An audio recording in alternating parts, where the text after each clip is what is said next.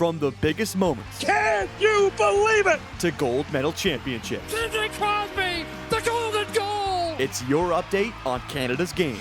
You're listening to the True North Ice Podcast with Jacob Ewing and Caleb Schneider. Welcome to the True North Ice Podcast, where we talk all things Hockey Canada and everything Canadian hockey related. As always, you're your host. My name is Jacob Ewing, joined alongside Caleb Schneider. Remember, the True North Ice Podcast is available on all your favorite podcast platforms.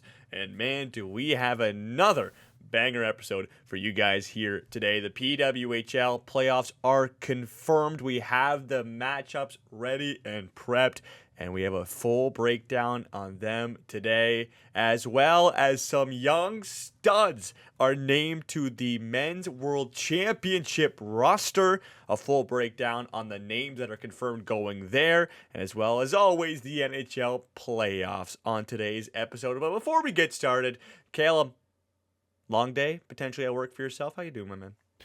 Doing good. Ready to talk some hockey. It's been interesting.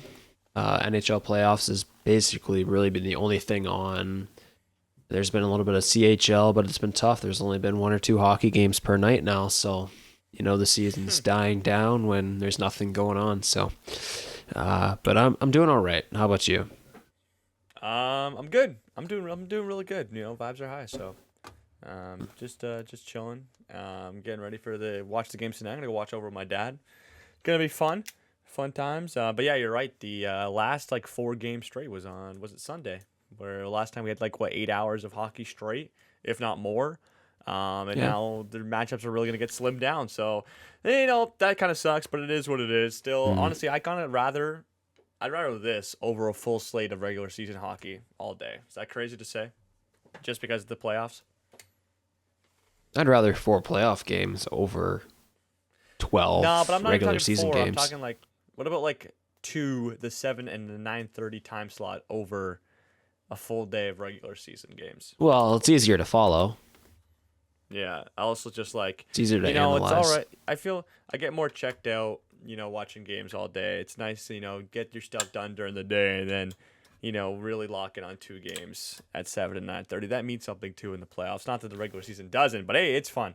And hey, man, guess what the thing is? Listen, the NHL playoffs might have slimmed down their games, but with the PWHL playoffs starting, the games are only going to ramp right back up. We may have that day where we have 4 potentially games that mean something playoff hockey in the PWHL and the NHL on the same day as Caleb. Our last episode we were recording, and it was the top 4 were confirmed, but the Montreal Victoire hadn't chose. Or they did choose. Did they choose mid-episode when we were recording? Yeah, they did. Okay, they did. But anyways, that kind of caught us with a curveball we weren't fully ready for, but we are today because the matchups are ready. It will be the Montreal Victoire taking on back-to-back Walter Cup champions in the Minnesota Frost versus the Boston Fleet and the Ottawa Charge. Those are the 2 matchups. Man, just initial reactions. I know we did a bit of this when they initially came out, but you've had a couple of days to think about it. What do you think about the Victoire's choice to go with the Walter Cup champs? I like that they are given a real legit chance to having a complete rematch of last year. Obviously, it was Minnesota Ottawa, so that could be a possibility. We could also have Montreal Ottawa Canadian, an all Canadian final, or we could have an all American final, right? Mm-hmm. So that's interesting. I mean, obviously, we mentioned in the last pod, Montreal's 3-0 against Minnesota this year. You've got Ottawa's goalie, Gwyneth Phillips. She's definitely better than the other 2 that Minnesota has.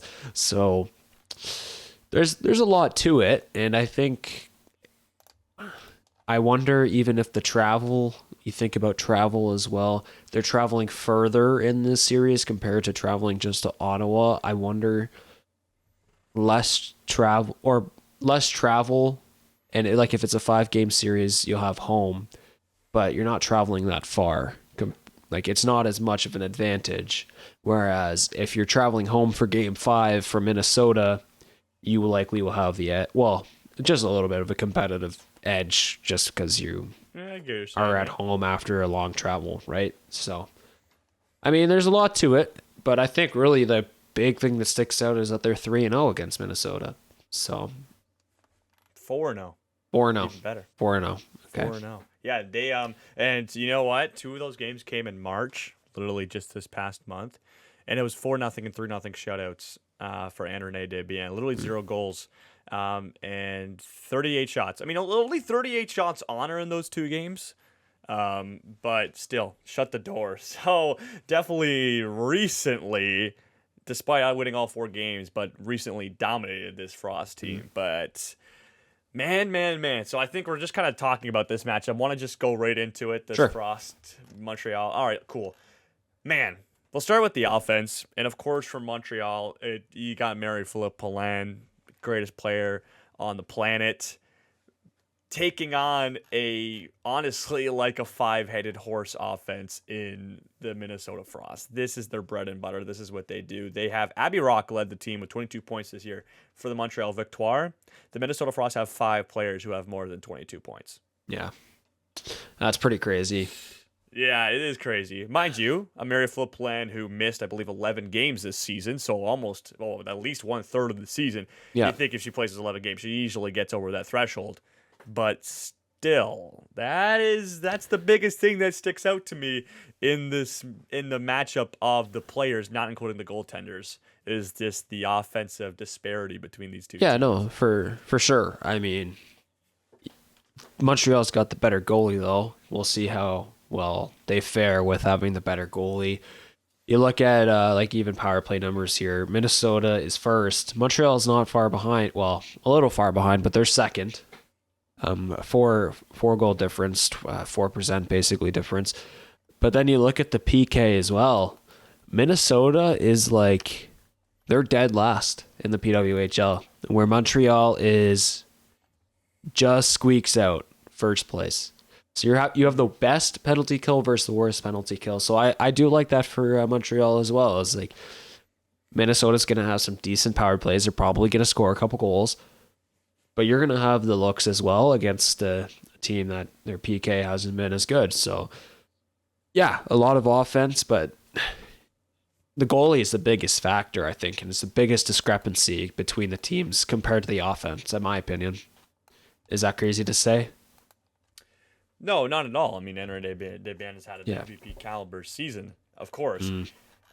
And she's facing a tandem where, is it even confirmed who's going to start game 1? Like, the goaltending on the Frost side has been... I think it's Maddie Rooney. I think she's played more. I'll pull it up right now. But you and while you do that, it's a 1A, 1B situation with Maddie Rooney and Nicole Hensler. They had a 900 save percentage this season. It's just like the thing is like this is such an offensive team where they try to maybe outscore, if you want to call it, some of their goaltending issues. Oh yeah, for sure. Well, the best offensive team, they're gonna definitely outscore. I don't know if they've I don't think they would have is this year this doesn't start on Thursday, it starts on a Saturday, right? No, that's a long more time. Or less was saying, just kind of your guess, but it's been edge. I'm trying to confirm who's played more games, but Elite Prospects is not doing the job today. Why would they even? Elite Prospects has nothing. Okay, we're going to Minnesota Frost roster here. This would have been what the fudge? I think I got Maddie Rooney. Maddie Rooney this year, 9-5-2. With a 204 goals against average and a 921 save percentage. Good for 6th in the entire league in those metrics.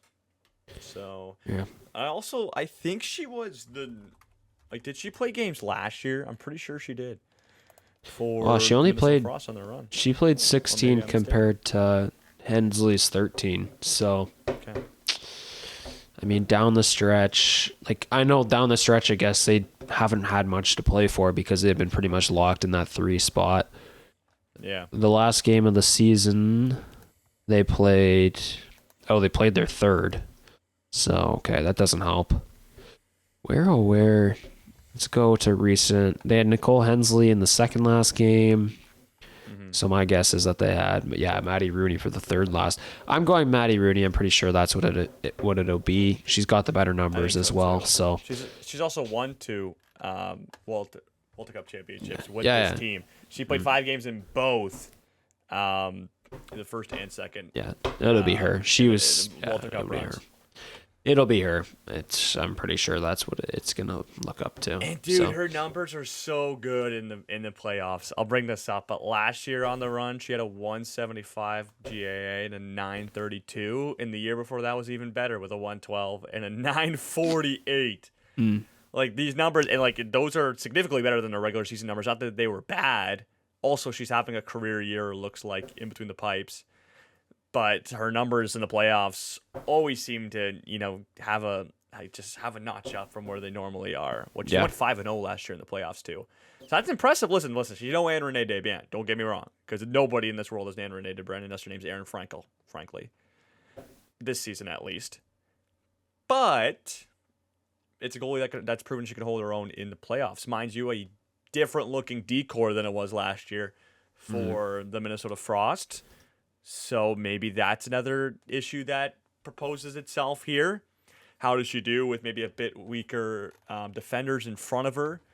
But I still think this team is battle tested and battle ready. So yes, I do. The goaltending is definitely a difference. Yeah. And honestly, especially with that with the penalty killing numbers, like we all know how important special teams are in the playoffs, and especially in a lower scoring league like the PWHL, where you maybe when you get that opportunity, it becomes that much more important to score on. Maybe that becomes a big factor later on in the series, and you get a big goal here or there, which overall just evaluates your game and makes it better, and it gives you better chances. So that could be a big factor, especially with the worst penalty kill in the league for Minnesota. I could see, and one of the best power plays for Montreal. Yeah, but hey, we'll have to figure out. That's just something I'm thinking about. I think I like those special team stats you brought up. I think that if you're really looking for another edge, that might be what it is. And that goes Montreal's way. So, like you look at just save percentage. You've got average save percentage for Montreal 946. Minnesota Frost is only at a 913 right now. So yeah, that's tough. It's going to be interesting. And also, like, Minnesota's was one of they've got the lowest amount of hits. They're not super physical, which is fair because their top 3 lines are just crazy good. There's no point to hit people when you're just skating around people with the puck anyways. Montreal has thrown more hits, so I wonder if that's going to be a factor. But like even just 5-on-5 goals, like Minnesota leads, they had 55 this year, whereas Montreal had 50. It's going to be interesting. It's going to be an interesting series, and it could be not interesting if Anne Renee Desbiens just steals every game. Which honestly, if anybody's going to do it, it'd be her, right? Could happen. So yeah. That could very easily happen. Mm-hmm. Now here's another thing. Marie-Philippe Poulin missed 9 games before last week, joining back into the lineup. I mean, 9 games is a lot of time to miss, so you'd have to think she's all healed up. But do you think, obviously, stepping back into high-level hockey again, if there's anybody to do, it's her. But could this be a situation where she came back into the lineup because she was gearing up for playoffs and maybe she's not 100% healthy? Maybe. I would guess she's probably not 100% healthy, but I mean, sometimes 100% healthy is fine if she's 60% healthy. I think that's better than nothing. She could still be the best player on the ice or she could be the best player on the ice for 1, maybe 2, maybe 3 games if she's at 60%. It just depends day to day what it's going to be like. So I don't know. It's gonna be very, very fascinating. But it looks like they both played. Marie-Philippe Poulin as well as Maureen Murphy both activated off of injury reserve, long-time injury reserve, and played their final game. They both played 1 game against Seattle. So I don't know. Yeah.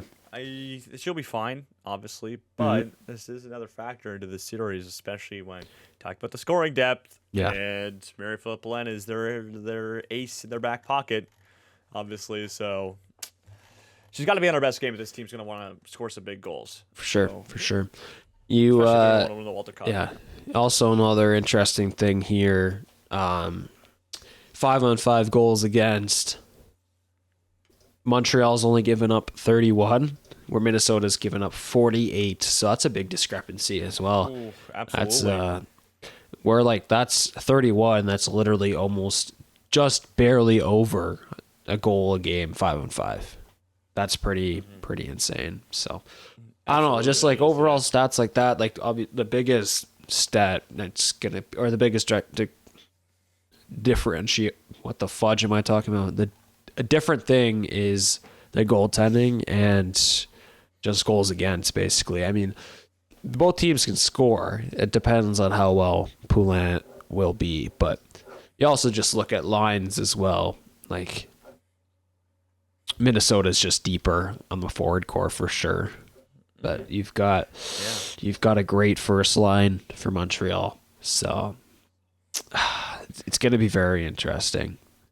I think it's going to be, well, I think the main thing, if you want to really draw it up, is can the offensive juggernauts of Minnesota beat Andrew Desban? Who's going to win that battle? Yeah. Is Andrew going to dominate as she has all season, or is Montreal's forward core going to dominate? I think it's either going to go one way or the other. I don't really think it's going to be a stalemate down the middle. Could be. Yeah. But, like, this is a Minnesota team who actually broke the single season scoring record, scored 91 goals this year in PWHL history. So, like, and they have 5 of the top scorers in the top 10. Just, like, monsters all around. And I think it's just going to come down to that. I think it's going to come down to, can they score? Can they beat Desban if they can figure out in the first couple games?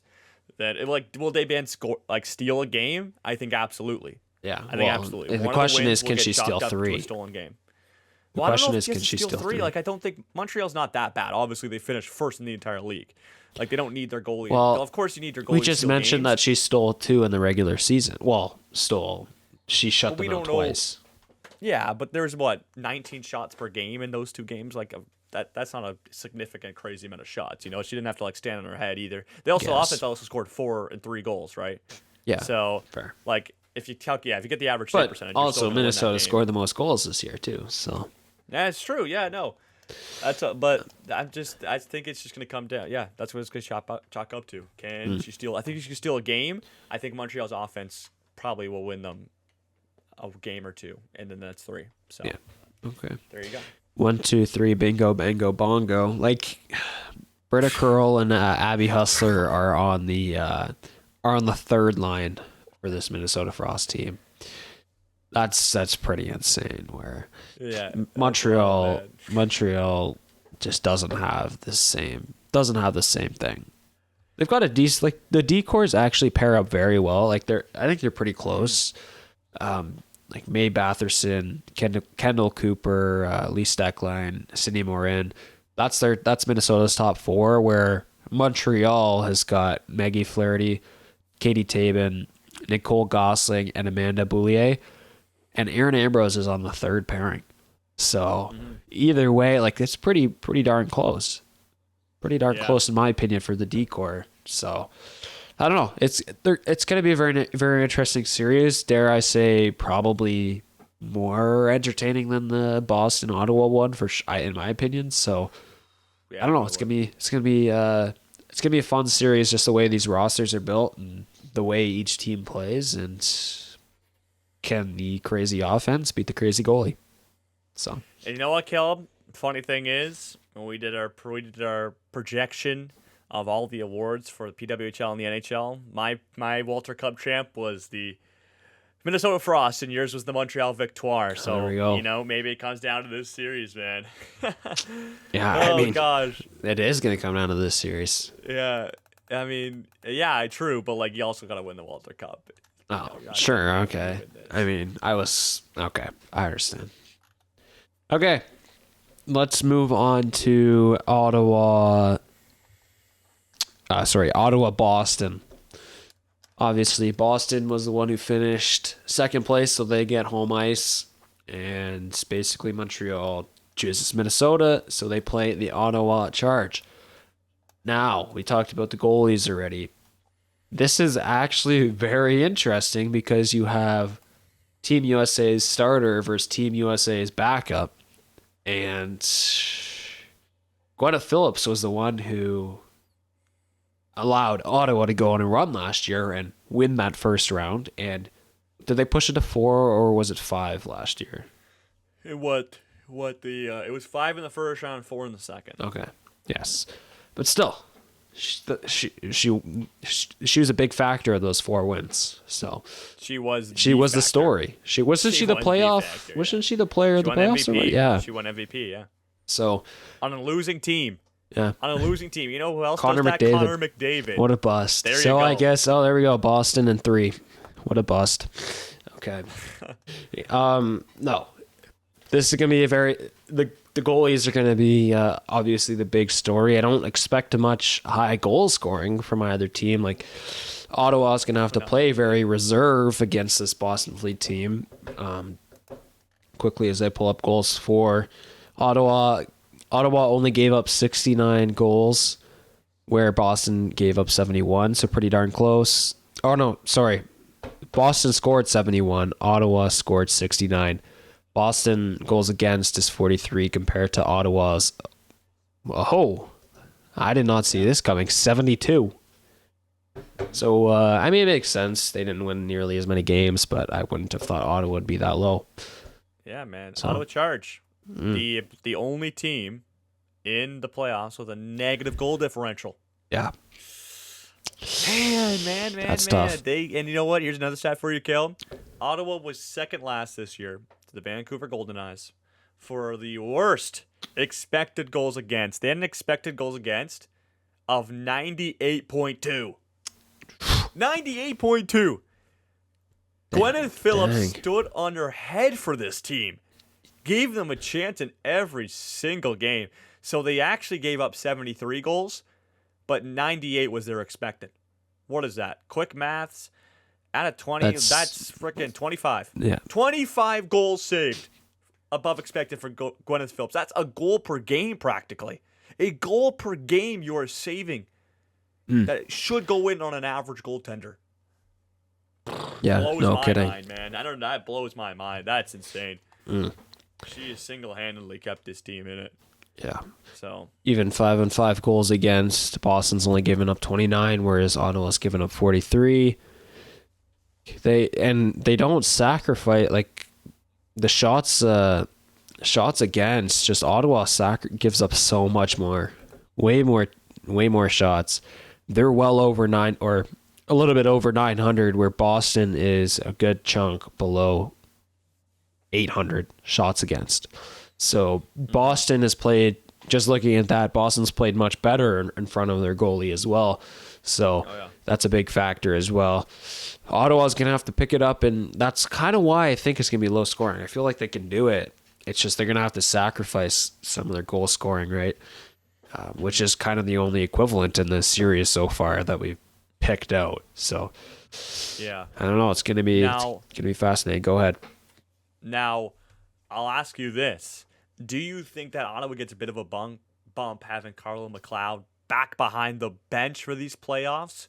Obviously, one of the biggest stories coming out of the PWHL, terrible situation for Carlo McLeod.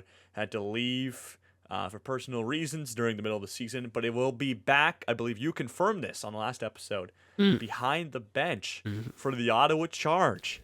Now, just personally, of course, she's the coach. Of course, she's going to impact, but she doesn't actually play on the ice. So obviously, the players will dictate how they play.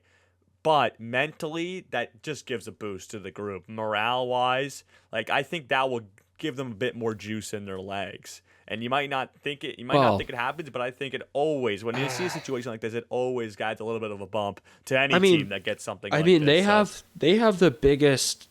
I'd say they have 3 bumps compared to where Boston. Sure, they're the second best team in the regular season, but Ottawa squeaks out on the final day. They squeak out a playoff spot. They will have actually. I don't know what Boston's attendance will be like. But Ottawa is going to be in the CTC, and it's going to be pretty close to full capacity, I'd feel like, for Game 3 hopefully, and 4. So, I don't know what Boston... Does Boston... Boston plays in UMass. There's no way it's going to be nearly... that probably pulls out $6,000 compared to Ottawa's going to pull out 12, 15. Can I keep going? 18,000. It's like UMass Lowell or whatever. I'm pretty sure they play in Boston. I'll find it out. So they get the home crowd advantage for games 3 and 4. So that's a big bump. And then they get their head coach back. So, I mean, I don't know if I completely pin it on the head coach being back, but obviously that's a big story. That should be a big story coming back. There's other factors as well that help them. So I can't solely say that as a bump. Why they could have morale or all that. I still think it's the biggest. Probably, but I wouldn't say it's the only thing. But I would still say having the crowd and squeaking it out on the last day compared to where Boston, I mean, it kind of was out of their hands because Montreal had to win, but they lose out and picking their opponent, which in the end, would Boston pick Ottawa? Probably. So I think there's a bigger bump just morale-wise for Ottawa for sure. And definitely the coach is the biggest one, but there's other bumps as well that help. A lot of vibes. So, a lot of vibes around this Ottawa Charge team right now. And you know what? It kind of seemed like after they had, like, I'm just thinking back to last year. They barely squeaked in the playoffs again. They beat out this Boston team, actually, to make the playoffs, as Boston wasn't allowed, didn't make it. And they kind of created vibes throughout the first round series against Montreal. That Montreal series had character to it. Wasn't that the series where they had the world's longest overtime game ever? Montreal. I remember watching that. It was Montreal literally a marathon. Ottawa was probably in the PWHL. Yeah, I don't know. That's what I'm saying. Yeah, for sure it would have been. I remember what I remember. Was it 3 overtimes? It was something. It might have been 4. It was insane. Okay. It was an Ottawa game for sure. I just don't know if it was the first or second round. But I think it was like last year. I'm pretty sure it would have been the first. 4-game thriller. Yes, Montreal beats Ottawa for the longest PWHL game in history. 5 hours 34 minutes. I remember watching this. It was a marathon. Yeah. It had character. But what did Ottawa do? They just built vibes off of it. They didn't care that they lost. They somehow flipped this momentum. After losing a demoralizing game in Game 2 of the series, in the longest game ever, you make history and you lose. But they flipped the narrative on its head. This Ottawa team just creates vibes out of nothing, and you have all these things going their way right now. Man, I'm just saying, like, of course, it comes down to how you play on the ice, but the third-party factors right now, like this Ottawa team is fun, man, and they're able to kind of just snap of a finger create some momentum. Yeah. Kind of a mind of a goldfish, if you want to put it at sometimes. So. Yeah, for sure. Looking at even special teams here, it's quite interesting. Boston, like I said, Montreal's got the best PK. They're 0.2% back for PK percenters. They're sitting at 91.6%, whereas Ottawa's sitting at 81%. So that's interesting, but Ottawa squeaks out power play as well. They have an 18.2. That's best for third in the PWHL, where Boston's third worst, 6th with a 12.9. So it's gonna be interesting. It's gonna be interesting. A good power play versus a really good PK, and a bad power play versus a somewhat bad PK. So it's gonna be interesting with special teams as well. Stay out of the if I'm the Boston Fleet, I'm staying out of the box. But still, you have a great penalty kill percentage. I don't know. It's going to be very interesting. And these two teams, I would say they're closer. I feel like they're closer to each other as well, just meaning like talent-wise, numbers-wise, goalies, like everything. I think this one, this one's more of a toss-up for me, I feel like. Is that crazy to say? No. And hey, well, if you want to, I guess there's factors in the other ones, so I don't know. True. If you want to look at some numbers in the regular season, this team faced off 4 times. Ottawa actually won the season series with 3 wins. Every game went to either overtime or shootout. Oh, right. No game finished in regulation. But it was a 3-1 difference for the Ottawa Charge, able to squeak it out. Gwyneth Phillips gets over top of Aaron Frankel in this one. So man, like Ottawa's got the upper battle in that one too. So Yeah, I wonder even if that plays a factor in why Montreal avoided Ottawa-Boston, because if Montreal wins, maybe these teams have played an extra 4 or 5 periods of hockey in overtime. true. Could be a factor as well. So, and you know what? Like those overtimes comes down to the goalie who's going to make the first mistake, and because the players, the skaters, what you have, they're not going to be at the peak of their game when it's halfway through the first overtime, right? So it's those games could go long because these are two really good goalies, right? Yep. All right. I guess we didn't do predictions for the last one. Do we run? We can just run the table and do, I think we do predictions for all of them. I think we do. Let's do it. All right. Let's start with the Montreal series. Yeah. And I think it's listen, we are a Canadian hockey podcast, but I do have to stick to my guns. I'm going to go with the Minnesota Frost. I think the offense gets to André Desbiens in a couple games, and then they're able to squeak one out to get a 3-1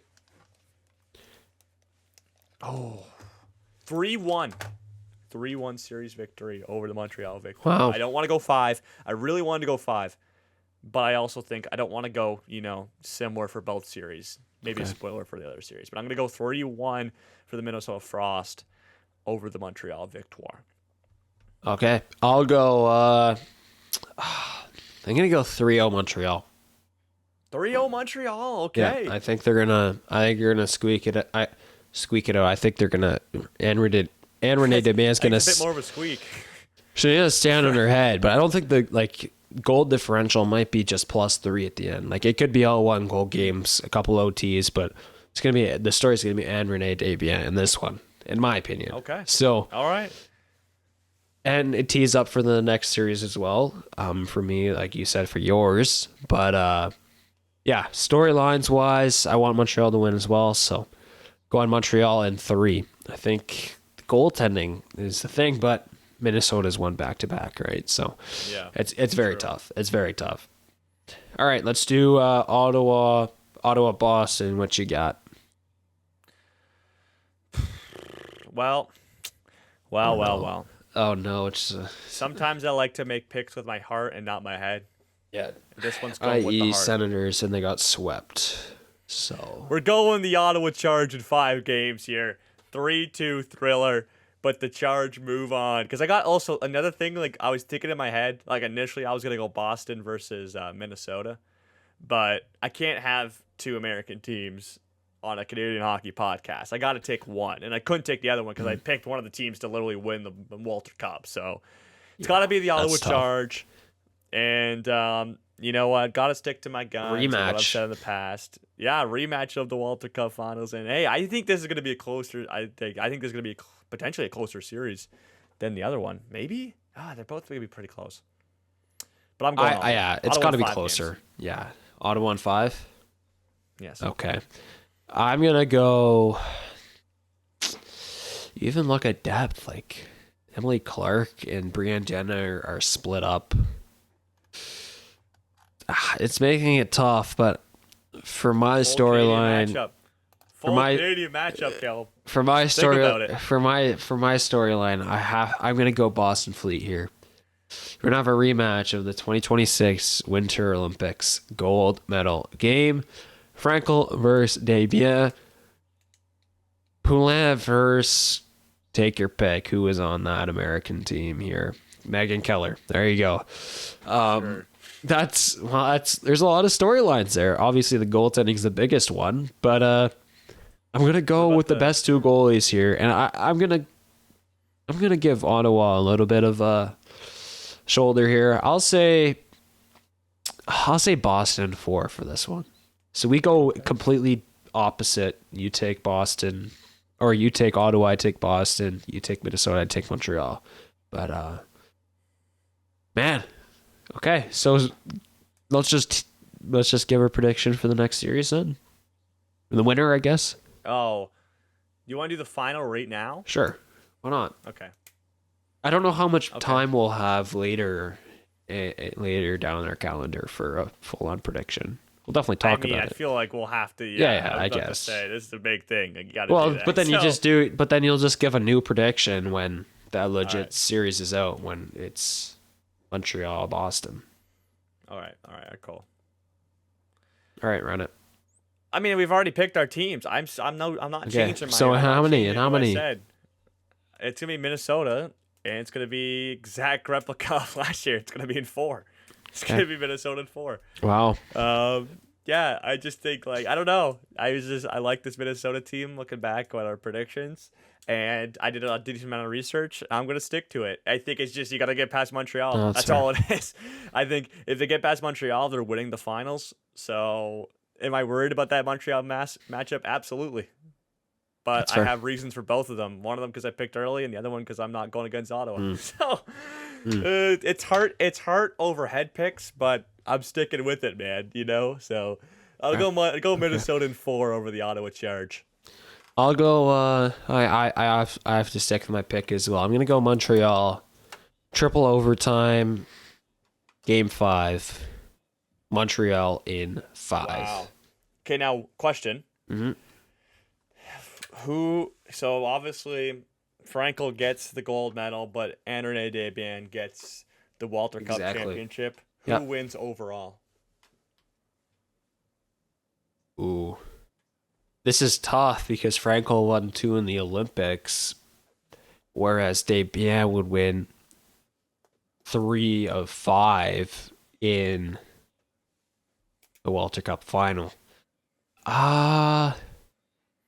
I think you give it to the... it's just tough because these teams are closer, or you know what I mean? They're not... we obviously have talked about this a lot. USA's roster was just much better than Canada's, and I think we both agreed. Whereas I think when I see Boston and Montreal, it's much, much closer. But you've got the best defender on Boston. You got the best forward on Montreal. I would say Desbiens still. I think Desbiens would win 2026. Okay. I think that's the way I'd go. Okay. I think I'm gonna go the other way. I think the Olympics come every 4 years, and but she got the best of them twice. I get it. We're not talking about the World Championships right now. If you're gonna bring that up, I think the Olympics are such a big thing, and Canada's had how many of the past? Canada's always historically has had the upper edge, and for the US to come out, yes, their roster was significantly better. But hey, the thing is, the time period between the last Olympics and this Olympics, where Frankel had the upper edge, there's been 2 other Walter Cup championship opportunities for both these. They haven't made it that far, but they've had the opportunity to actually try and win one, right? So I think I'm just a big Olympic guy. I think the Olympics is that much. Maybe not by a whole lot, because these goaltenders are both significantly great. But if André Desbiens does win the Walter Cup, I think just hearing athletes talk about these 2 events too, they always say Olympic, especially on the women's side. But they've both won Olympic golds too. True. Frankel hasn't won a Walter Cup, but neither has Desbiens. I just think it's also, I guess, Frankel's first time in the playoffs. There was no league before this, and you hear about what it means. They always talk about how the Olympic gold medal is what you grow up dreaming about, right? So, I guess. I don't know. True. I'd go with that. Yeah. I mean, it could change. You never know. I feel like it's obviously the landscape of both leagues are way different. Male hockey players grow up wanting to win the Stanley Cup. Mm-hmm. But right now, obviously, it's been gold medal. All these players grew up wanting to win a gold medal because that's all they had, right? So yeah, all right. That wraps up our P-Dub predictions and previews. We'll move on to the rest of the show. All right. Usually this is the time of the show, given the past couple episodes, we'd be doing U18s. Canada beats Finland 7-1 in the last prelim game. There's not much to add on to it. Alexei Joseph probably isn't going to play the rest of the tournament unless there's an injury. But Monday's episode, we will do a full-on recap of the playoffs. Hopefully there's more than one game to talk about. We are recording before the quarterfinal game, so we haven't seen it yet. But Monday, keep your eye out. Monday's episode, it's going to be full-on playoffs. Hopefully we can finally clutch out and actually win a gold medal for Hockey Canada. Run. But stay tuned. Monday is when that will come out. No U18s really this time. Before we do NHL, there was some news. I never discussed if we're going to talk about it, but Hockey Canada declines Kade O'Rourke exceptional status, which is pretty chopped. But I mean, he is American, so I mean, we don't have to touch on it that much.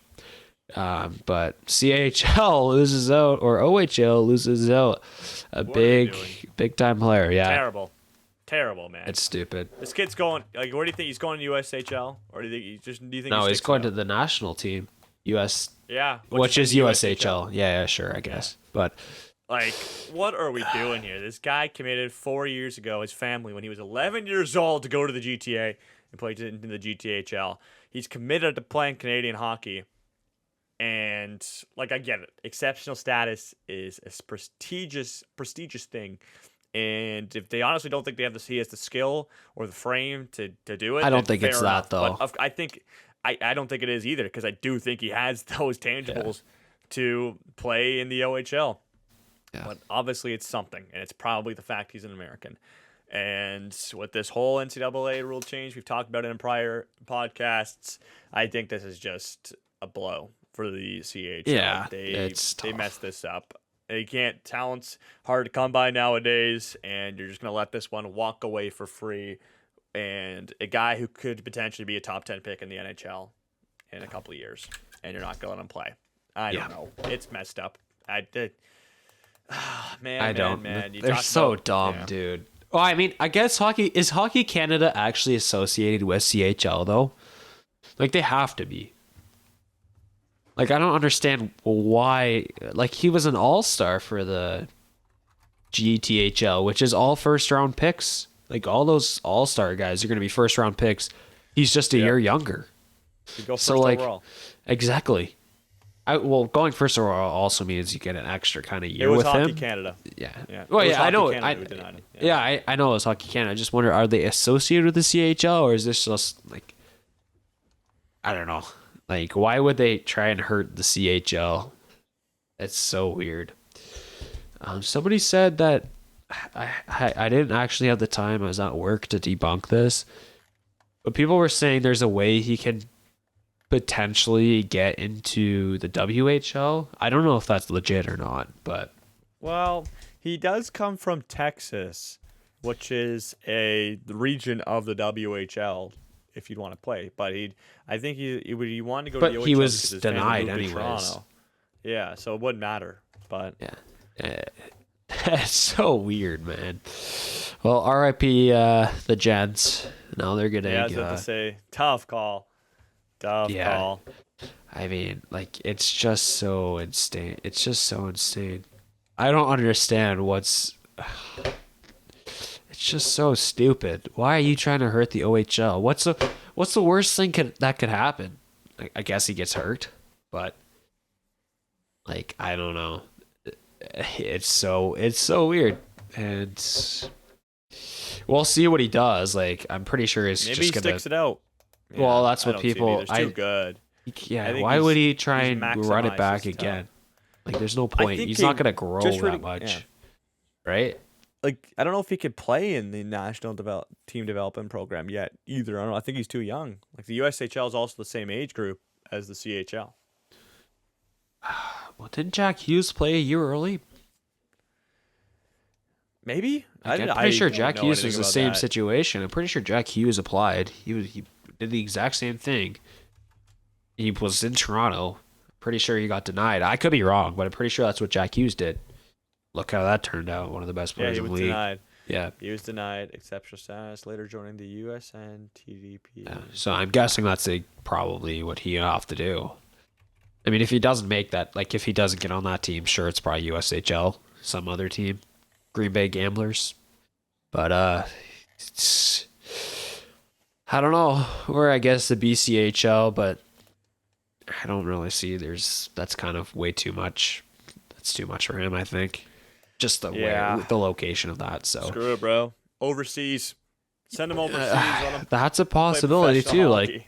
Connor Bedard did that. It obviously didn't work out. He came back Didn't right Austin away. Matthews do that? Austin Matthews did do that for a full year. Yeah. But he was like 18. This is Kade O'Rourke, he who's was older, 15. yeah. Or Matthews only went over for his rookie year or his draft year. So Yeah. I don't understand. They're like, he's obviously gonna beat up on Hockey Canada, but at least I let him play in the CHL, man. So mind-boggling stuff. Yeah. But well. Dumb move. Oh well. That's a big blow. It's like you got this gift at the door. It's wrapped with a nice bow. Yeah. And what do? You return it back to the sender. Just open the damn gift, man. Let him in. Wow. Oh well. Yeah. It's gonna be Jack Hughes all over again, which is Hockey Canada's fault. So maybe do you think? I think maybe like I'm just thinking about these two type of player comps. I know Jack Hughes isn't the biggest guy. Like they probably denied him because he wasn't big built. enough. No. Yeah, that's probably what it was. Yeah. Kade O'Rourke is not that big either. No. He's 6'1", 180. He could definitely keep. Then his never own. mind. Yeah, I don't know. Yeah. Okay, I thought he was smaller. No, he's I think he's a bigger guy. I don't like. When's the last time somebody got rejected? Was it Jack Hughes? What do you know? I don't know anybody No, from I the wouldn't Dub. know. Oh, like player? Any player? Oh. Well, actually, I don't know how many apply either. But Was it? Oh, I got this. Maddox Schultz, did he apply? but did he get in? I don't think he did. I think he was denied. Right. Oh, okay. Matthew Savoy? Matthew Savoy Yeah, he of the definitely Edmonton did. Oilers Yeah, play? yeah. He got denied. He was denied in 2019. Just going through. I want to see maybe.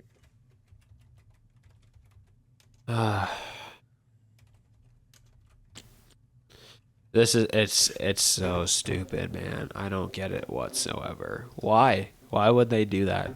Oh, okay. No, I was wrong. He applied for. I don't think he ever applied. He didn't apply for WHL exceptional status. Okay, that makes sense. Okay, that's fair. But like, it might be a blessing in disguise for Kade O'Rourke. No, he could get into that USD NDP a year early. Like, Nah, this that is not would a be. blessing. This is terrible. I don't know. Very odd. This is terrible. Very odd stuff from Hockey Canada. I just figured I'd bring that up real quick. No, I was gonna bring it up if you didn't. Yeah, so. okay. By the way, have you been watching much of the OHL or CHL in general? I know the series. Not really. I haven't. No, it's been hard. I have not. But yeah. I mean, Kitchener's been fun. They just lost to Windsor the other night. The Medicine Hat Tigers Prince Albert series is tied 1-1. That's been pretty interesting. You got Josh Ravensburger on one side, and then you got our boys Liam and Marcus Ruck. So that's been an interesting series. But okay. yeah, it's all. I'm pretty sure. I don't know about the queue, but it's all 1 and 2 seeds in the Final Fours. It's quite something. Yeah. Like 2 seeds in their conference, so they're all tip top of their game, which makes, I guess, the most interesting thing. Actually, we were gonna do World's news actually before we did NHL. So how about you tee us up there? Big news, exciting news for the Men's World Championship roster, as 2 young guns have been named to the team. Man, oh man, who could have seen this coming? We saw one of them for sure, as we mentioned it in prior episodes, but Gavin McKenna is confirmed on the team, which is very exciting. And you know what? Going into this, I don't think many things would have topped it, but the name Macklin Celebrini, after playing at the Olympics this year as a 19-year-old kid, is playing his second Men's World Championship, joining alongside Gavin McKenna, the 2 youngsters, the 2 teenagers.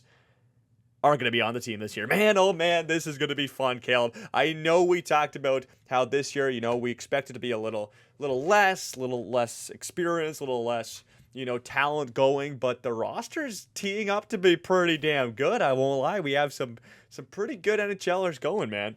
Yeah, for sure. Well, Celebrini going makes me upset. I wanted to see Michael Misa. Why couldn't he just tag along? But, oh well, we got to watch F1 in Montreal.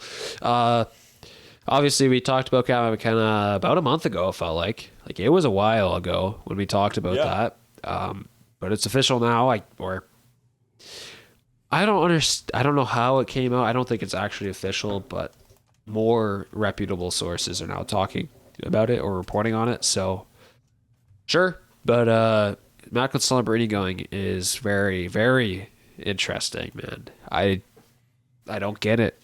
Why does he have to go? But no, it's good for Canada. We'll see if they obviously win the quarters. They'll have 10 games, right? Are we looking at a 20-point Michael Celebrini performance here? Could. He honestly could. He's gonna run everything. Like, he is the. He'll have. Who will he have on his wing now? This will be good. Actually, we'll see. We'll see him as a center on Canada. Yeah. That'll be fun. Oh, absolutely. Like, is it John Tavares on his wing, left wing? Gavin McKenna. I don't know if it'll be McKenna. I don't know if McKenna's gonna play every game either. Okay, well, here's the thing: you can't have. It's either gonna be like Tavares, Robert Thomas, Mark Scheifele. One of them's gonna play wing. You can't have that much other depth. Like, it's gonna be Tavares. No, Tavares is barely plays center on the Leafs now. Well, there you go. So it's gonna be him. But I think the thing here is, I don't think it's been talked about, but Barzal. Oh right, he was also added. Yes, Barzal. Yeah, that could be fun on the. He has to be a center. He is better than, I think. You have do you have a 3-pack? Oh, Robert Thomas would be a winger. Mark Scheifele. Oh, do you just? I was gonna ask. Do you have the 3-pack Celebrini, Scheifele, Barzal? Down the middle. Yeah, I think so. Like, I don't think Robert Thomas would be a winger. I think that would work. Or you could, I mean, Barzal running shotgun with Michael Celebrini wouldn't be that bad either. That would be cool. That would be pretty cool. That'd be really fast. That'd be fun. Yeah, you just can't put John Tavares with them then, because he wouldn't be able to keep up. Too slow. Yeah, so I mean, there's Ryan O'Reilly in the mix as well. He's a center. He hasn't played much center for Nashville, but I don't know. There's a lot of options now, a lot of centers. So we'll see. I'm trying to find the report. Here we go. A lot of centers. Yeah, there's a damn lot of centers. Oh my God, man. I don't think they've chosen a guy who's not a center except for Kevin McKenna. So who's been named to the roster at least. Hey, another guy confirmed. I don't think. Did we talk about Jet Greaves last episode? A goalie? It came out just before or just after the episode dropped, I'm pretty sure. Or no, we did talk about it. We definitely did. Okay. But you know what? I'm getting tripped up because we talked about it, but then you did a video on it and it wasn't included. But I know for sure we talked about it after we did a big segment on it. So yeah. And I think Dylan DeMello wasn't, like, he also was included. I guess the other news is I talked about Morgan Riley being interested. He is officially committed, so there's a good chunk of names. It's just Morgan Riley is the best defender right now. So yeah, Matthew Schaefer is officially not going. He said he was interested, but he is not going. What's your thoughts on that? I think it's fine. He's a rookie. Let him. He just had a big season. Obviously, he knows what he's got to work on in the offseason because he's big eye opener playing however many other games he just played in the NHL season. Work on the body. Not that he's weak and all, but I think just take a summer and focus on himself, right? That's an eye-opening season for Matthew Schaefer. Take the summer and improve on the things you have to improve on so you can be even better coming into next year. Like, he's in his young career. He'll have many opportunities when he is in his prime to go to the World Championship if he wants to. But this has got to be a summer where he's got to, first of all, relax. He had a big season for a guy who only played 17 games just a year ago in the OHL. Take some time off, get back into the gym, grind, become even better than ever going into next year. Like, I think that's what he's got to do, and I think that's what he's going to do. Yeah, for sure. I mean, he'll be fun he'll be fun down the road if he does it. But yeah, it makes sense for Matthew Schaefer not to go. So, I was gonna bring something up and then I lost it. But what was I gonna say? I don't know. But the decor is rough. We'll see. Oh yes, I was gonna wonder. Like we look at the Penguins now; they've won 2. I was like, does Chris Letang go? Does Sam Girard go? Names like that. First rounders for the decor. Ben Kindle won't go. Kindle. But no, I know, but just fun name. Like, I'm trying to think now of like the Sens won't. They don't have a defender. Shabbat won't play. Oh wait, there is. I think there was a guy talking about going. Jordan Spence's name. I think he was asked. Nobody wants. Morgan Riley might be better than Jordan Spence. I would love to see Jordan Spence play on this team. I can't confirm if he is or if he's not. I saw someone. I think he was asked and he said no. The weird thing is, I saw Bruce Garrioch said that he was not going to go or he was unsure, but then something came out. I think I saw that he was going to go. So I'm in the middle, but I know Jordan Spence's name was around the conversation. I would love to see Jordan we'll Spence see like go, a Brant personally. Clark. Yeah, Get Brant Clark team's out out. there. So Well, yeah, he played 4 games. Like, let's get it going here. And I guess it's later because it hasn't started yet. Usually it's starting around this time. It's not for like another 15 days, I'm pretty sure. So there's a lot of names, I guess, potentially out there. Drew Doughty, if he wants to just have fun. But there's a lot of names out there. Man, yeah, we'll see. Confirmed, we'll see. Jordan Spence has been invited. Oh.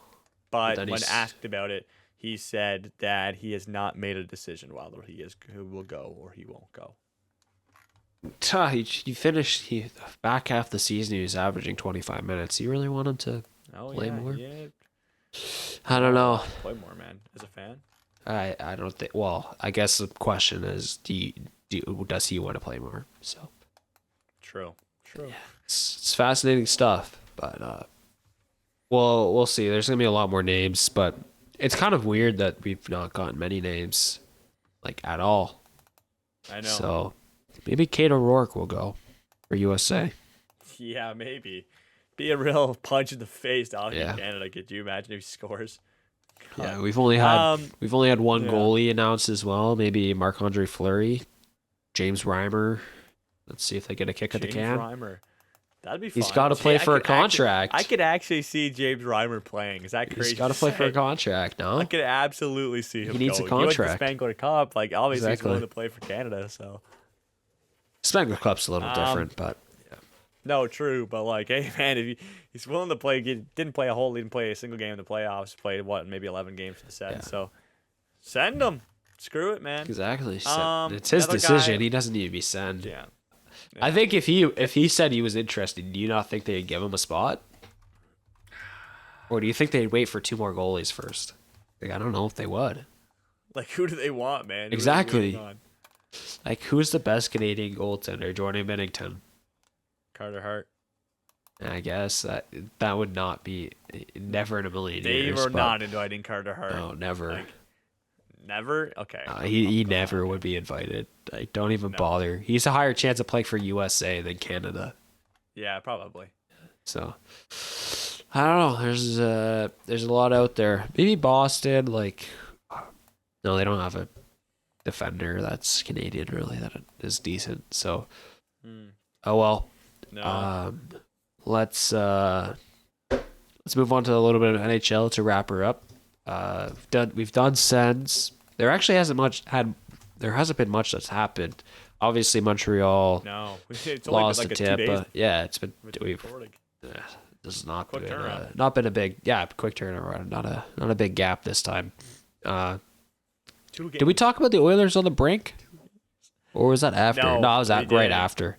Yeah, So and you know what? Funny thing is that tonight? It is tonight. It is tonight. When this is uploaded, Caleb, the series could be over. It is. And we It is have- over. So it's hard to talk about, man. I know. I'll let you talk about it. I know Well, you're not very fond of the Oilers, so. like, hold on. Let's do this conversation. I don't understand. I had to go to bed early on Sunday. I had to wake up early Monday. I watched a good chunk last night, but I don't understand. I wake up with tweets, and all people are saying is that puck is in, that puck is in. I didn't see a single person arguing with them. So all these people were With just. who? I saw it. I didn't see anybody deny that the puck was in. I only woke up and saw people arguing to nobody that the puck. I think it was more or less. I think it was the argument: how is that a goal called on the ice? I think that's the part that is ridiculous, because the referee is on the sidewall on the left side, and but it doesn't comes matter over. in the end. No, but it does. I think it does, because there's no. They showed us all the replays, and the thing is, Elliot Friedman, even after the game was over, came over and said there's no conclusive evidence to tell if that puck is over the line or not. So it comes down to what the call is on the ice. But no, when the play is dead, and the NHL already challenges, they challenge the goal automatically in the third period and in overtime. Automatically come NHL play in the NHL playoffs. Yeah, but so they don't know why would they? But it doesn't. They should call it in and then review it instead of not calling it in and leave it up to chance, and have another team potentially review it or not review it and blow it. Well, the thing is, you have to call it. I mean, like I think that's I think that's outrageous. I don't think it is. You can't just call it. You can't call it a goal it does, just because you want to see if it's in or not. But if they said no goal, the play's dead, and then Anaheim challenges, they're going to call it a goal. But think after review. Think about this. What if it's called, it's pretty clear as day that it's a goal. Caleb, look how far the referee is when this goes in. And the thing is, that's not the point. Here's the weird thing. They got it right. Okay, Caleb, here's the weird thing, though. The referee never called it a goal immediately. Doesn't he goes matter. over, puts his arms up in the air, and then goes over and goes on the mic and says, "I'll call on the ice as we have a good goal," even though there was never a hand movement to call. Doesn't matter. The thing is, let's say roles were reversed. What if this puck never crossed the line? Like, if you could tell easily. Okay, then they challenge it, and then they overturn it, and it doesn't. No, but Kel, can I talk? Can I please get my point across? So the thing is, there was no conclusive evidence if that puck was in or not, and that was said by Elliot Friedman, who had a direct call to Toronto about if there was in or not.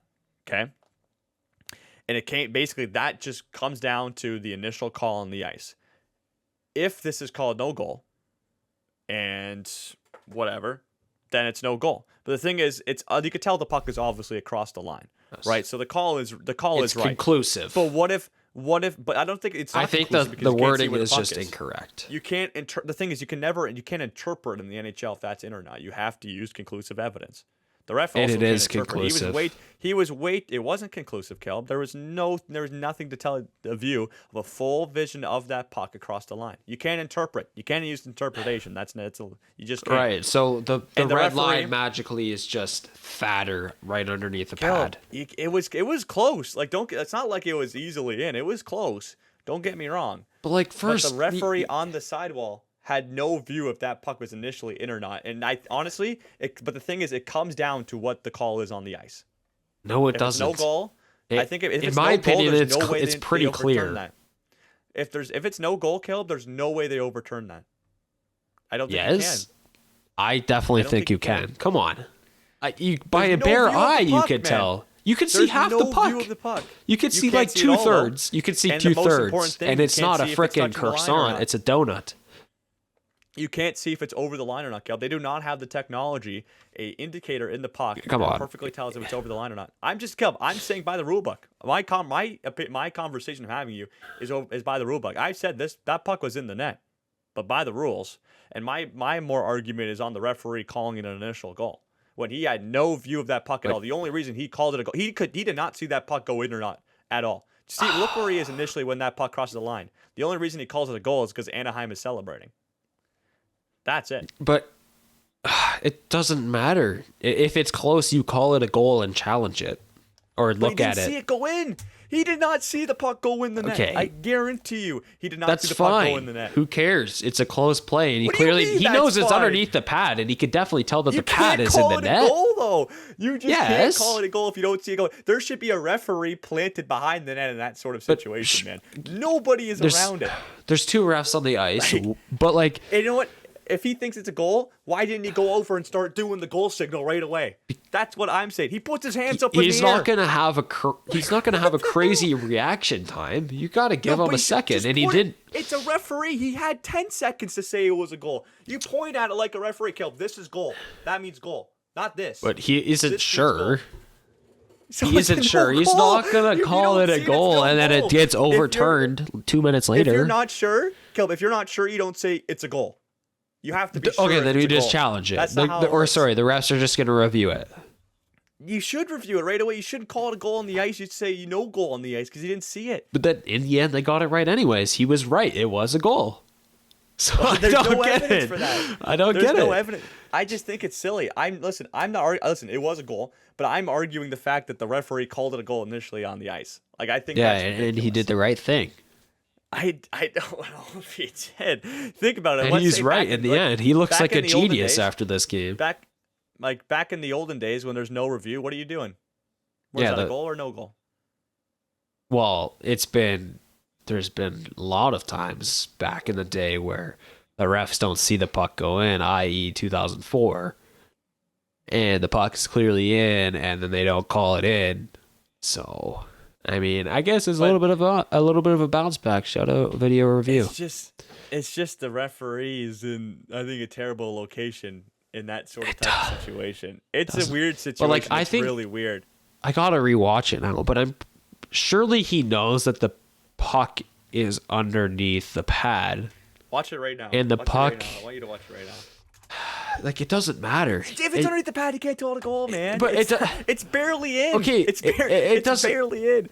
It also barely trickles in. It doesn't matter. He got it right. He's a genius. You can't say the ref did a bad job. No, he got it right. He's got eyes of vision.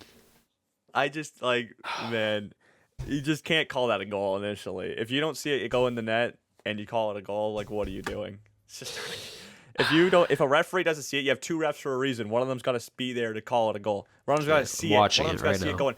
And you know what the thing is? If the referee thought that's a goal, Caleb, then call it a goal. Call it a goal right away. Do the goal call. Congratulations, you got the call right. But I'm watching it right now in live time. Here we go. Just watch where the referee is. Watch where the referee is, and then watch him put his hands up in the air. Okay, he did the right thing.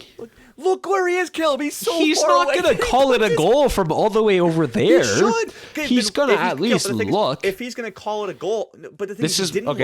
This is what happened. He went over and put a goal. He said goal right away. This is what happened. This is what happened. He obviously saw where the puck was, by the corner of the boards, but he doesn't know where the red line is, where the goal line is. Then he skates over to figure out he knows where the puck was, or where the pad was. He knows where the pad was in the net. He just has to see the red line. So he skates over. He obviously tells one of those players it's a goal, and then he just doesn't point because he's leaning on the net. No, no, that's not hard. That is not. I'm pretty sure that's exactly what happened. No, that's not you don't put your hands up in the air, man. You call it a goal. That's what you do. No, I'm watching it too right now. He did the right thing. He's exactly what a ref should do. This is silly. Don't call it a goal, man. Don't not call it a goal and then ruin the moment. This is like Caleb. Let the team challenge it. Or just let the NHL challenge it instead of having the team challenge it. This is dumb, man. Okay, they're talking. I'm skipping through. This is so dumb. They're still. It's a goal. Don't get me wrong. It's a goal. Everybody's still there. They're looking. What do you mean? They did everything. They did everything correct, in my opinion. They got the league to challenge it. You can't call it a goal on the ice. Oh, that's so clearly in. It's no. I don't get the argument, man. The argument's stupid. Stupid argument. Well, first of all, it's not because the NHL video team themselves said there was no conclusive evidence. Listen, so, that's as a ref, also in a 50-50 situation, you're told to end the game. Come on, it's the NHL. They're not gonna keep. There's no ads in overtime. Let's get to the post game and get the ads running again. There's no ads. You're right, man. So they gotta call it, add the suspense, And then everybody hops over to the post game and watch the ads. Like, You're because right, they have ad breaks about in there. that. I forgot about the ads. They're clearly told by the NHL, Wrap 50-50, this you up. end the game. Yep. Exactly. And then there's buzz. And you know what? The refs do the best refs in really North close. America. Maybe of all time. Who was the That's one who silly, called it? man. I want his name, actually. Got to give him a shout out. But shout out the refs. They did exactly 100%. That is exactly what they had to do. And they did it. They followed the rule book. And you know what? What was I going to say? They're at home. They're in Anaheim. You want the fans to leave happy. You can't just say no goal and then later they call it a goal. That's kind of lame in my opinion. Yeah. So, and then also, like, there's always that story where they call it a goal, people leave, and then it doesn't. You don't want that situation again. You don't want half the building empty like the Sens Be like the Carolina Sens. series. Yeah. So they did the exact right thing. You cap the fans there, and then if you overturn it, all the fans are still there watching, and they get to just keep think I watching would- overtime instead of You know how you do it though? on the highway. You know how you do it? I think I would have liked it better if it was called no goal, and even And if then they all don't the have fans evidence, no, but they won't leave if it's called no goal, and then they review it, Oh. and then the fans are still in the building, Doesn't matter. and then maybe, I mean, you can interpret, but it's pretty close, but it's obviously in. Then maybe No. I just didn't. I just think it came down to what they initially called it, and I don't think there's any way you could. The referee clearly saw it was a goal. So. Yeah, he clearly did. So good for him. And guess so. like guess they're so. making 100 G's for a reason. I don't know how much they actually make, but it's probably actually more than that. It's probably 100 G's. They've got eyes of vision. I've been telling you this. They are electric, and they did a good job. So yeah. Habs Oilers. Habs Lightning. Not much has happened. The Lightning. That was a tough one for the Habs. They're up 2-1 heading into the third. Yeah. Losing regulation. Felt like we're going to another OT. So that's tough. We'll see if they can bounce back.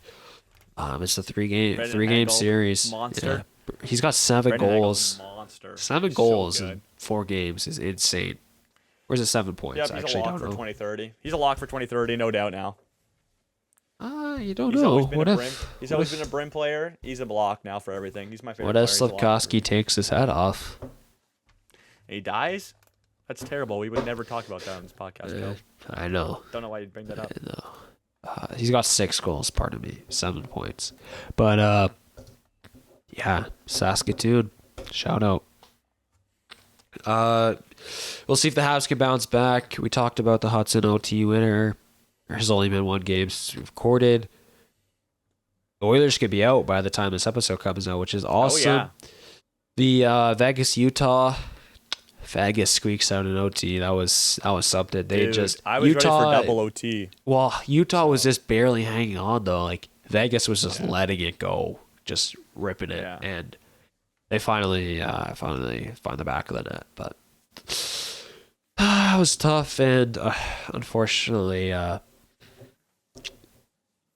given the news, there will not be any more Sportsnet broadcasts for that series, which is very tough and very unfortunate. R.I.P. John Garrett. That was that's a tough blow, man. It's crazy. One day you're calling a game, 2 days later you're. It's crazy how it can go by, and he's been a legend, man. Been a legend. Canucks broadcast for the longest time. He played for a while, and he's been working with Sportsnet for, gosh, I don't know how many years. I'm pretty sure he worked for ESPN for a while too. It's tough. He called, I believe, 600 games or 600 national games. I could one of the two, but over that number, and that's tough. That's a tough one, but yeah, that series has been good. What's the other series? Boston, Buffalo. That's over. Oh yeah, Stars Wild as well. But Buffalo, Boston. I'm pretty sure that series is over, right? We could call that a done deal right now.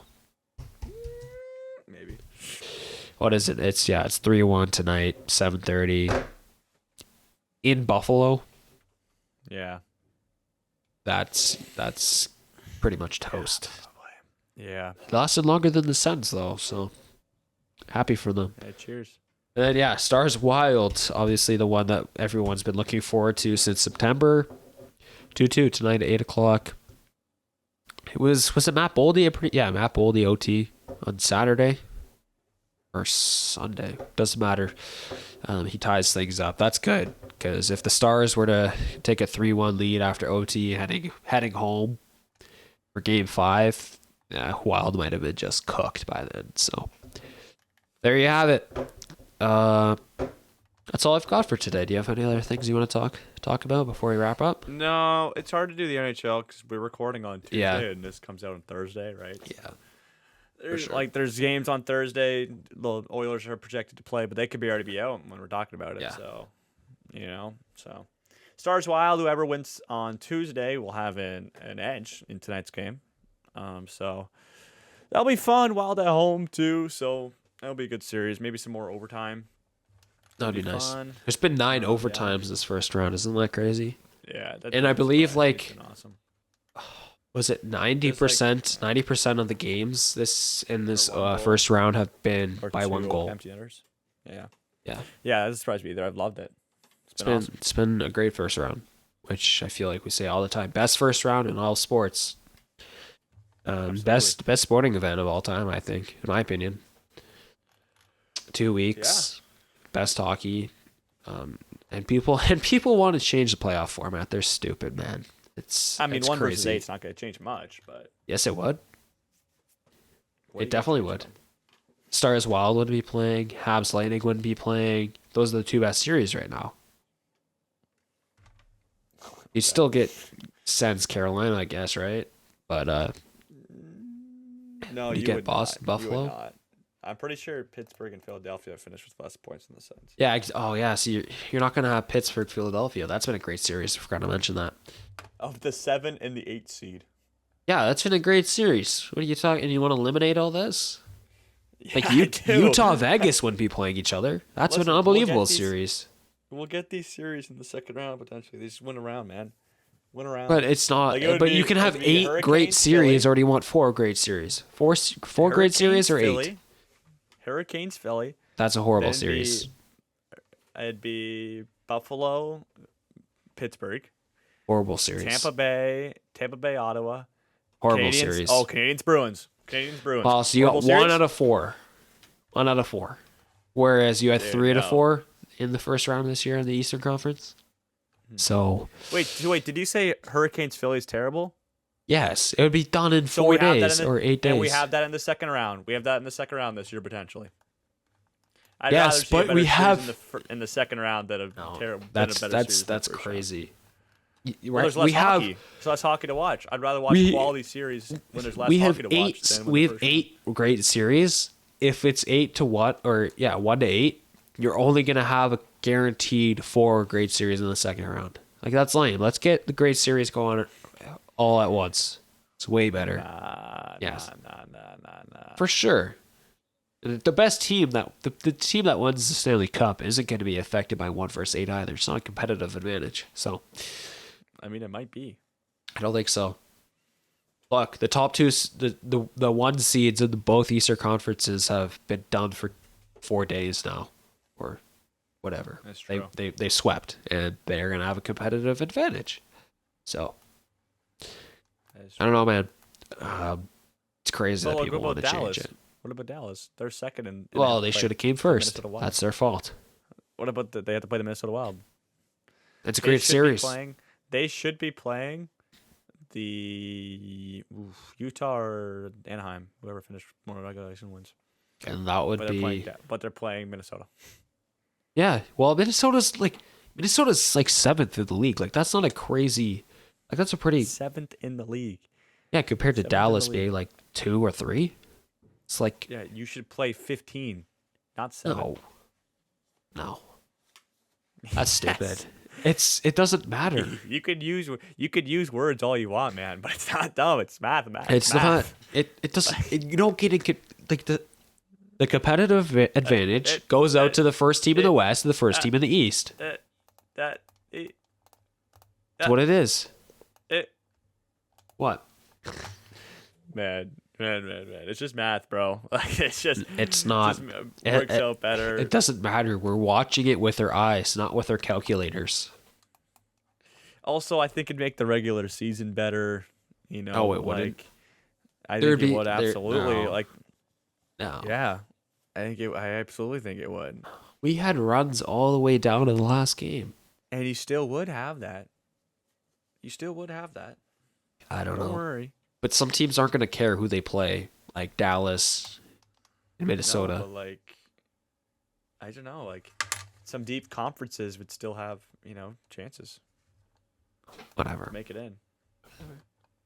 I will always stick with Gary Bettman, my boy, because he is right. And this is he's never gonna change Gary it. Bettman, my boy. Well, he is the GOAT. He's the best commissioner of all time. But he is right. This is by far the best playoff format, and he should never change it. I am 100% all on board. Okay. Like, you change it, you ruin the first round. I'm saying it right now. You ruined the first round. What about the other rounds? They're not as entertaining. They are. Absolutely they are. It's way better than the NBA as well. Mention that. You should mention that. Oh, I agree. I don't like the play-in tournament. It's boring. Oh yeah. Oh, I wasn't even meaning that. I was just saying the NBA first round sucks. Yeah. It's just right. like some series go deep, but every game's a blowout. There hasn't been many close games. Like the first, I think it's wasn't the first game of every series a blowout by 15 or more points. I'm not too sure. I haven't watched. I've watched a little bit of the Raptors, but nobody that's watches it. that anyways. But I think it's just because like hockey's just a closer. Like the worst team in the league can press the best team in the league in basketball. That's no chance of doing that.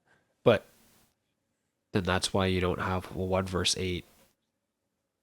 Like, let's get the second best team playing the 4th best team and make that be interesting. No. All right, let's wrap it up. Hopefully LeBron can win. Oh, hopefully LeBron can win. What's the series for the I think it's 3-1. So it's Lakers in 5, right? That will do it for today's episode of the True North Ice podcast. Remember, you can find us on all your favorite social media platforms on Instagram, TikTok, and YouTube, where we're still uploading daily content of your favorite clips and your favorite conversations of everything Hockey Canada and everything Canadian hockey related. As always, we are a podcast because you're listening to us right now. And if you made it this far through, remember you can listen on all your favorite podcast platforms, including Podcast Addict, Castro, Good Pods, YouTube Music, Pocket Cast, iHeartRadio, Amazon Music, Apple Podcast, Spotify, and iHeartRadio. Nice. All right, Cal. That will do it. Let's go chill. Let's go watch some playoffs. And as always, we'll talk to you very soon. We thank you for watching today's episode of the True North Ice podcast, and we'll catch you later.